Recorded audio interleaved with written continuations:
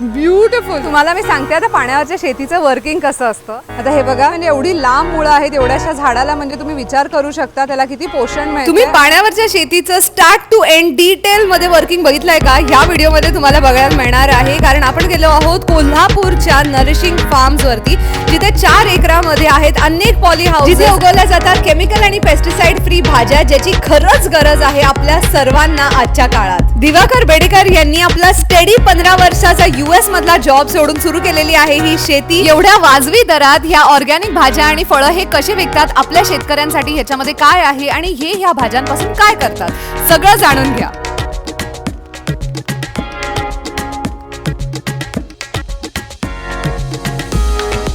आता पोहोचलो होतो आपण कोल्हापुरातल्या फार्म वरती, आणि इथे ॲग्रो टुरिझम पण होतं, त्याच्यामुळे आपल्याला ऑफिसच्या ग्रुप बरोबर किंवा फ्रेंड्स फॅमिली बरोबर यायचं असेल तर तुम्ही नक्की कॉन्टॅक्ट करून बुक करा. आणि आता हे बघा, दोन्ही बाजूला तुम्हाला पॉली हाऊसेस दिसत असतील, आणि आपण जाणार आहोत 5000 स्क्वेअर फूटचं जे पहिलं पॉली हाऊस बनवलेलं तिथे. माहितीये तुम्हाला सर्वांना आपल्या चॅनलवरती फॅक्टरी किंवा असे ब्लॉग्स बघायला खूप आवडतात. नमस्कार मंडळी, हा ब्लॉग माझ्यासाठी खूप खूप खूप स्पेशल आहे, कारण ह्या चॅनलवरती आपण नेहमी मातीवरची शेती बघितलेली आहे, पण आज जे आपलं फ्युचर आहे त्याला पाण्यावरची शेती हीच उपयोगाला येणार आहे, जी कोल्हापुरात नरिशिंग फार्म्सनी सुरू केलेली आहे उत्तम प्रतीने. आणि ऑलमोस्ट 4 एकर जमिनीत त्यांनी एवढे सारे पॉली हाऊसेस बांधलेले आहेत. इनफॅक्ट इथे कन्स्ट्रक्शनचं सुद्धा काम चालू आहे खूप साऱ्या पॉली हाऊसेसचं. खरंच खूप कौतुक वाटतंय. इनफॅक्ट त्यांच्या किचनवरती आपण गेलो होतो, तिथे सँडविचेस आणि सॅलड्स इथे ज्या बनतात फ्रेश भाज्या पाण्यावरती, त्यांचे आपण कसे बनतात हे बघितलेलं. आणि इथून पुढे पण आपण जितके कॅफेस त्यांचे येणार आहेत ते सगळे आपण बघणार आहोत. आणि अतिशय न्यूट्रिशियस, फ्रेश आणि पेस्टिसाइड केमिकल फ्री अशा भाज्या ह्या पॉली हाऊसेसमध्ये म्हणजे पाण्यावरच्या शेतीवरती कसे बनतात हे आज आपण बघूया. दिवाकर बेडेकर यांच्याबद्दल आपण ऐकलेलंच आहे, त्यांना आज आपण भेटून एक्झॅक्टली वर्किंग कसं असतं ह्या शेतीचं हे बघूया. ऑल्सो जाणून घेऊया की 15 वर्ष US मध्ये स्टेडी एवढा सुंदर जॉब करत असताना त्यांना काय असं वाटलं की तो जॉब सोडून आपण कोल्हापुरात येऊन ही शेती करूया. कारण खूप लोक US ला जायला बघतात आणि त्यांनी उलटं केलं. पण धुवायचे आहेत आपले शूज आणि कार्ड लावून आता आपण चाललोय आत. म्हणजे एवढी कंट्रोल्ड एन्व्हायरमेंट आहे की मला आता आत आल्यानंतर असं वाटतच नाहीये की बाहेर एवढं ऊन पडलंय. इथे मस्त अशी थंड मिस्ट पडतीये अंगावरती आणि या सगळ्या झाडांना. सर्वात मुख्य म्हणजे इथे कंट्रोल्ड एन्व्हायरमेंट पॉली हाऊसचं असल्यामुळे, म्हणजे टेम्परेचर आणि पेस्टिसाइड जे काय थोडेफार येत असतील त्याच्यासाठी हे वापरलं जातं. कंट्रोल्ड एन्व्हायरमेंट असल्यामुळे 365 दिवस तुम्हाला पाहिजे तो हवा तो क्रॉप तुम्ही उगवू शकता. मंडळी, मी म्हणाले की मी खूप एक्सायटेड आहे या व्लॉगसाठी, कारण मला तुम्हाला दृश्य द्यायचं आहे आपल्या भविष्याचं. तुम्ही म्हणाल की ही काय एवढं म्हणते की हेच आपलं भविष्य आहे आणि हे सगळं. 2-3 कारणं आहेत ती मी तुम्हाला सांगते. पहिलं कारण म्हणजे ज्या प्रकारे आपली लोकसंख्या वाढत आहे त्यांनी आपल्याला घरं जास्ती बांधावी लागणार आहेत, इन्फ्रास्ट्रक्चर, ऑफिसेस आणि घरांसाठी जास्ती लागणार आहे. त्याच्यामुळे जमीन ह्या सगळ्या गोष्टींनी जास्ती व्यापल्या जाणार आहे. तर आज जितकी आपल्याला ॲग्रिकल्चरल जमीन उपलब्ध होत आहे ती हळूहळू करून कमी होणार आहे. आणि कमी झाल्यावरती परत ती जी उरलेली जमीन आहे त्याचा कस पण कमी होत जाणार आहे. आत्ताच एवढ्या सगळ्या जमिनी आहेत ज्याच्यामध्ये कस एवढा कमी झाला आहे की त्याच्यात शेती होऊ शकत नाही आहे, आणि लोक डोक्याला हात लावून बसली. नीट रेक्टिफाय करण्यासाठी पण खूप खर्च होतो. तर आता ही जी शेती असते ह्याच्यामध्ये दुसरा ॲडव्हान्टेज आहे की ही आहे पाण्यावरची शेती. ते पाणी पण होतं रिसायकल.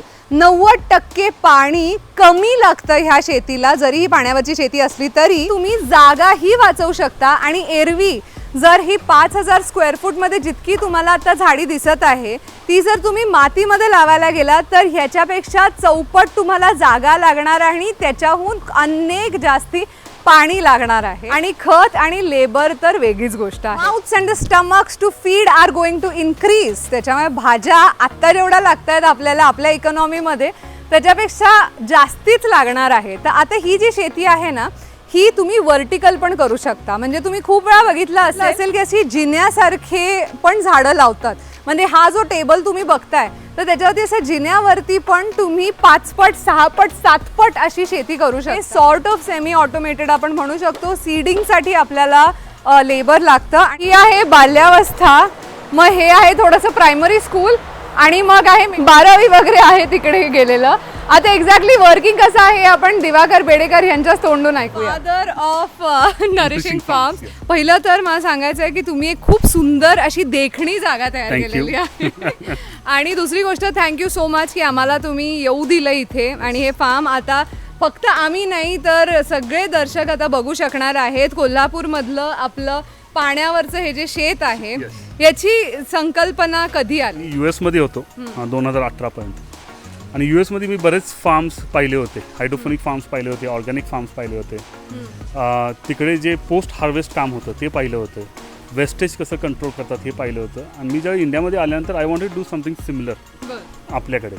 आणि नेहमी असा प्रश्न होता की आपल्याकडे होणार नाही, आपल्याकडे जमणार नाही आहे, आपल्याकडे शेतकरी प्रगत नाही आहेत. तर मला हे करायचं होतं की why don't I set up a farm की show how it is done. त्यामुळे थोडे शेतकरी कन्व्हिन्स होतील. येस, आणि थोडे शेतकरी कन्व्हिन्स्ड होतील आणि आज तसंही झालेलं आहे. आज आपल्याकडे 10 शेतकरी आपल्या बरोबर काम करतायत, त्यातले 3 जण आता हायड्रोफोनिक करतायत, बाकीचे सॉइल बेस्ड करतायत, but eventually they will move towards hydroponic. Soil based farming आता दिवाकर आपल्याला सांगत आहे ते आपल्या दुसऱ्या युनिटमध्ये मी तुम्हाला दाखवणार आहे. लॉकडाऊनमध्ये माझा पूर्ण रिसर्च सुरू होता.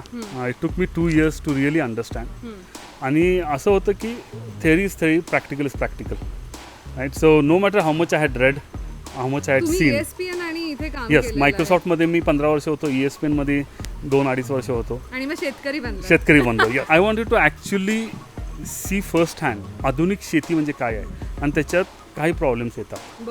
U know, because if I were to go and tell a farmer की तुम्ही हे सुरू करा, ते म्हणणार की तुम्ही शेती कधीही केलेली नाही आयुष्यात आणि तुम्ही आम्हाला सांगताय की तुम्ही जी पारंपरिक शेती करताय ते सोडून हे काय तर सुरू करा. ही गोष्ट आपण एखाद्या व्यक्तीला सांगत असतो ना तर ती फक्त त्या व्यक्तीपुरती नाही तर अख्ख्या कुटुंबाला आपल्याला ते कॉन्फिडन्स एखाद्या गोष्टीबद्दल, जर आपण वर्षोनवर्ष परंपरागत जी पद्धत आहे शेती करायची ती सोडून बाबा आता तू पाण्यावरची शेती कर आणि दिसताना किती मॉडर्न दिसतीये, तर लोकांना असं वाटतं की खूप म्हणजे हे मेंटेनिंग आणि हे सगळं इन्स्टॉलेशन वगैरे खूपच इम्पॉसिबल महाग असेल. पण हे जे जमिनीचे पोत कमी होत चालले ते एनिवे जमिनी ह्या आता आपल्याला जास्ती पीक देणार नाही आहे.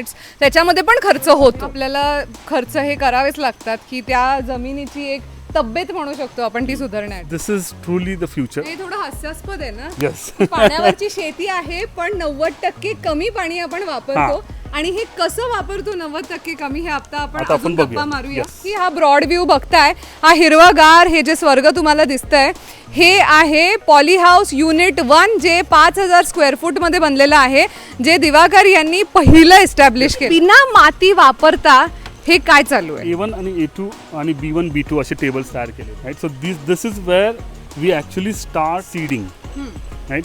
सो एव्हरी 3rd डे आपण इकडे सीडिंग घेतो. आज सकाळी आता ह्याचं सीडिंग केलेलं आहे 18 तारखेला. So each of this is actually a single lettuce seeds काढू शकता. ओएसिस क्यूब म्हणतात. ओके, बर्फी सारखं तुटलंय. ओ मी हे बघितलंय, मी हे बुकेसच्या खाली बघितले, but this is a little improved version of that, कारण हे पूर्णतः ऑर्गॅनिक आहे. This is entirely natural, 100% decomposable. Once the plant is grown we actually sell with this roots बरोबरच ते प्लांट्स आपण सेल करतो. असं आता 18 तारखेला सीडिंग केलेलं आहे, प्लांटेड ऑन 15th.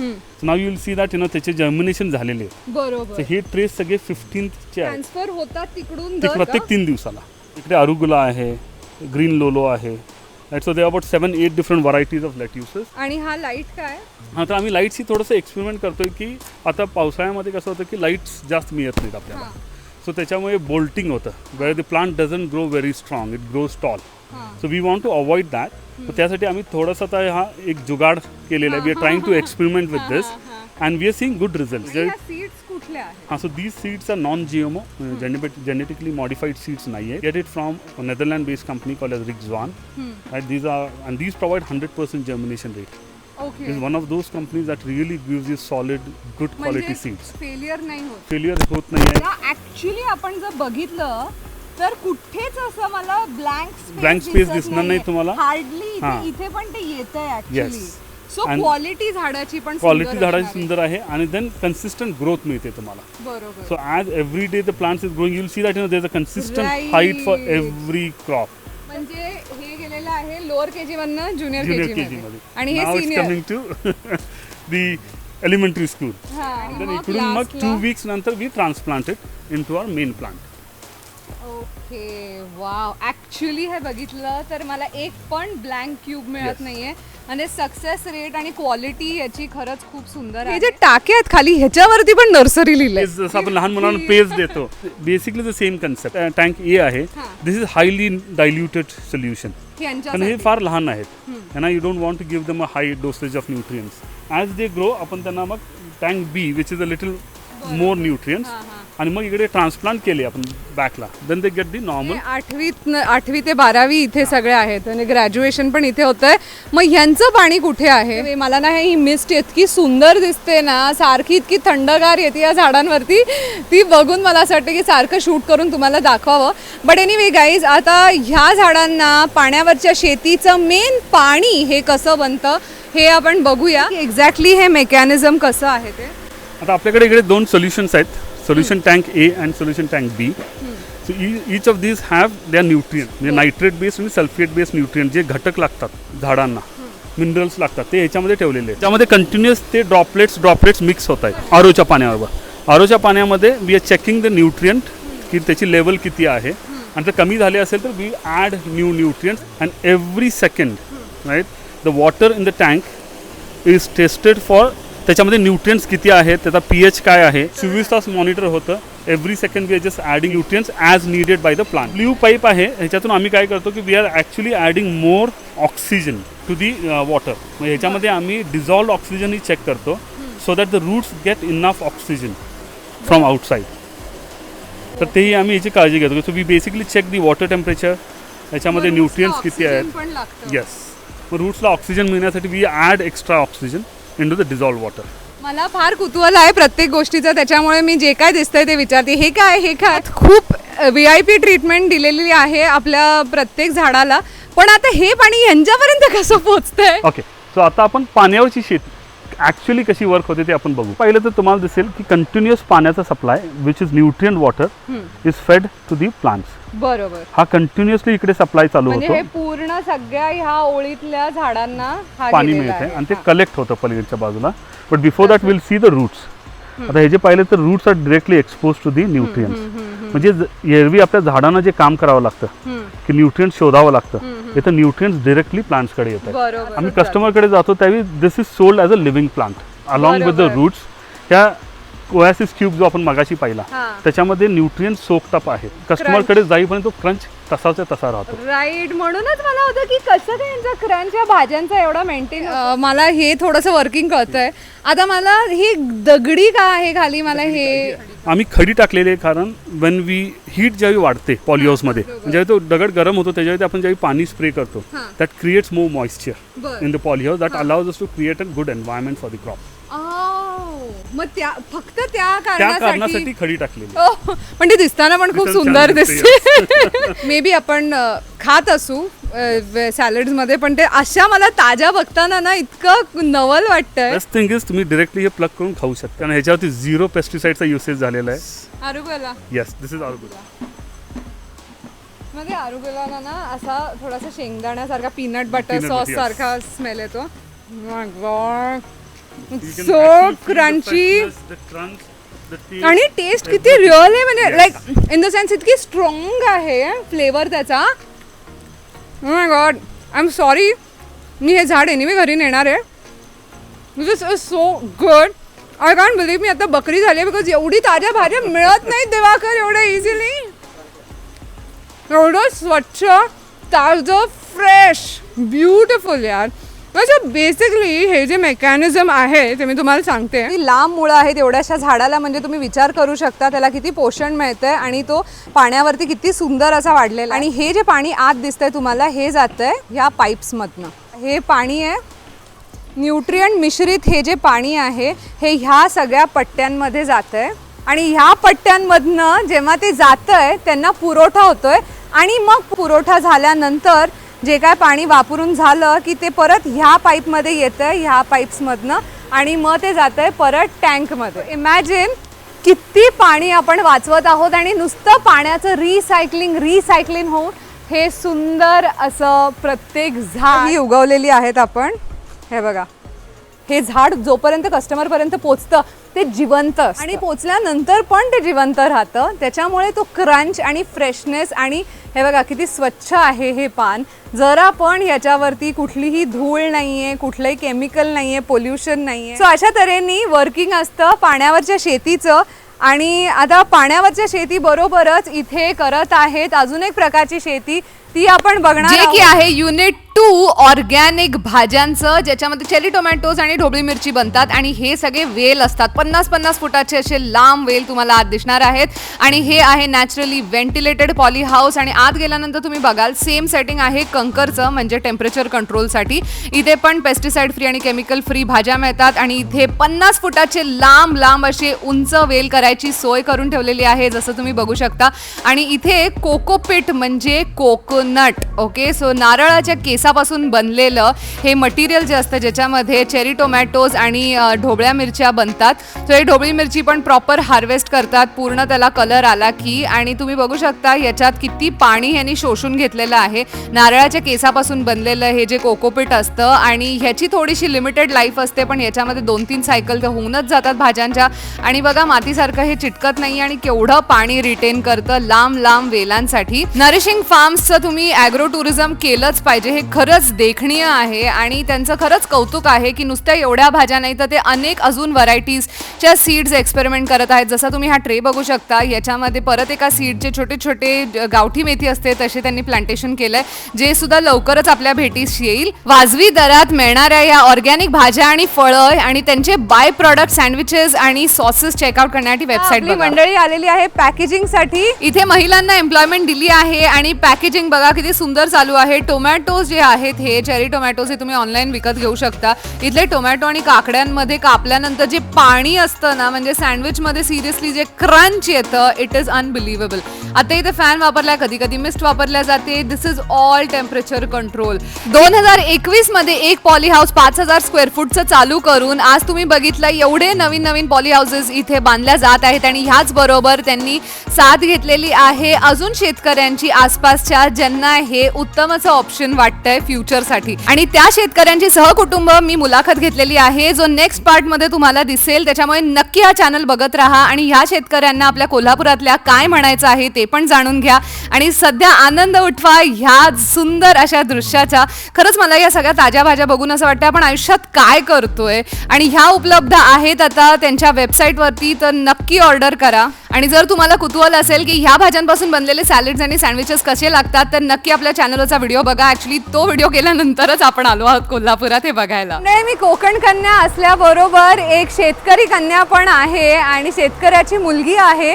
त्याच्यामुळे मला खास करून तुम्हा सगळ्यांना आज हा कॉन्सेप्ट दाखवायचा होता, जेणेकरून तुम्ही पण तुमच्या शेतीमध्ये अशी काही इन्स्टॉल करायची असेल प्रोव्हिजन, तर त्याचा विचार करू शकता. आणि स्पेशली कोकणातली जी मंडळी आहे त्यांना मी युनिट 2 मध्ये जे आपण बघितलं कोकोपीट, जे आपण नारळाच्या केसापासून बनलेलं मटेरियल आहे, ज्याच्यामध्ये आपण 50 फुटाचे वांगीचे वेल हे उगवलेले आहेत, ते तुमच्यासाठी खूप उपयोगाचे असणार आहेत आणि ते आपण करू शकतो. त्याच्यामुळे आत्ताच जरासं प्रोॲक्टिव्ह होऊन आपण नंतरची वाट न बघता आत्ताच अभ्यास करून हे असं करायला हवं. नरिशिंग फार्म्सचे दिवाकर बेडेकर यांना तुम्ही कॉन्टॅक्ट करू शकता. आणि तुम्हाला असं इन्क्वायरी करायची असेल, मदत पाहिजे असेल, गायडन्स पाहिजे असेल फ्युचरसाठी, किंवा इथे ॲग्रो टुरिझम पण होतं, त्याच्यामुळे तुम्हाला जर वाटलं की आपण येऊन एकदा बघून जाऊया कुटुंबासहित, किंवा कॉलेज ऑफिस ग्रुप्स वगैरे पण येऊ शकतात, त्याच्यामुळे नक्की भेट द्या आणि तुम्हाला खूप प्रसन्न वाटेल. आणि त्याचबरोबर मी जो व्हिडिओ तुम्ही बघितलेला आहे पुण्यातल्या कॅफेसचा, जिथे आपण ह्याच भाज्यांपासून बनलेले सॅलड्स आणि सँडविचेस बघितले, आता ते येणार आहेत मुंबईत पण. सो मुंबईतल्या खूप लोकांनी मला मेसेज केला आणि विचारलं, अगं मुंबईमध्ये नाही आहे का? मुंबईत येणार आहेत आणि ह्या भाज्यांची विक्री पण होते यांच्या वेबसाईटवरती. त्याच्यामुळे तिथे नक्की वेबसाईट लिंक दिलेली आहे, ऑल्सो डिस्क्रिप्शन बॉक्समध्ये आहे, नक्की चेकआउट करा. ह्यांचे मंथली सबस्क्रिप्शन्स पण आहेत. So do that and remember that I love you all. Bye bye from Kolhapur. Kokan Kanya signing off from Kolhapur. Mwah! आणि मंडळी आता पुढच्या भागात बघणार आहोत की कोल्हापुरातल्या शेतकऱ्यांनी आपली पारंपरिक शेती सोडून नरिशिंग फार्म्सच्या दिवाकर यांची मदत घेऊन कसे सुरू केलेले आहेत पॉली हाऊसेस, काय म्हणणं आहे त्यांचं, बघत राहा, बघूया.